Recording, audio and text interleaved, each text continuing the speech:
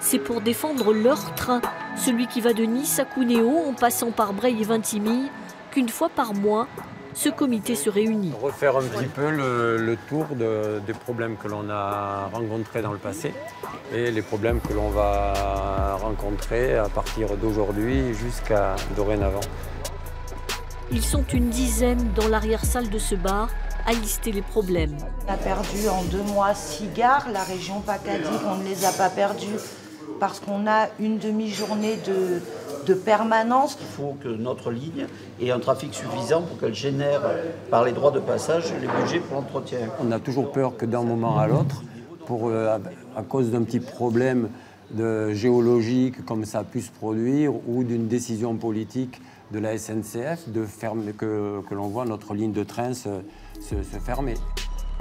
Les problèmes ont ressurgi en 2013 quand les Italiens ont cessé d'entretenir la ligne. La vitesse a alors été réduite. On est passé de 12 à 2 allers-retours entre Limone, Breil, Vintimille. Les usagers se sont sentis pris au piège. En partant de Tende, le premier train, il arrive à Nice à midi. Et il faut repartir à 17h13. C'est incompatible avec une scolarité, c'est incompatible avec un travail. Et pour l'Italie, c'est pire. On arrive à Cuneo à 2h et on doit repartir à 3h. À Breil-sur-Roya, comme dans d'autres villages, beaucoup ont préféré partir. D'ailleurs, dans notre recensement sur Breil, le recensement de 2015, donc qui porte sur la période 2010-2015, on a eu un petit fléchissement démographique, une 50aine de personnes. Et on a recensé beaucoup d'actifs. Et ces actifs, ils sont importants pour un village.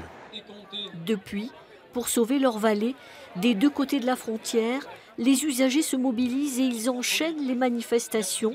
Leur souhait aujourd'hui, redonner à la ligne sa dimension internationale, mais à certaines conditions.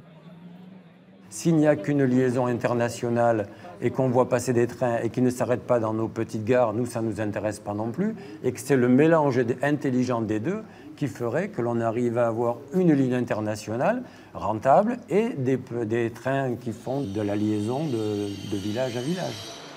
Une ligne dont le statut doit impérativement être rediscuté. Il faudrait que la Convention de 70, qui est caduque pratiquement puisque les Italiens ne veulent plus l'appliquer, elle soit renouvelée, mais dans l'intérêt partagé. On ne peut plus faire supporter aux Italiens les frais de guerre, les dommages de guerre, vous vous rendez compte?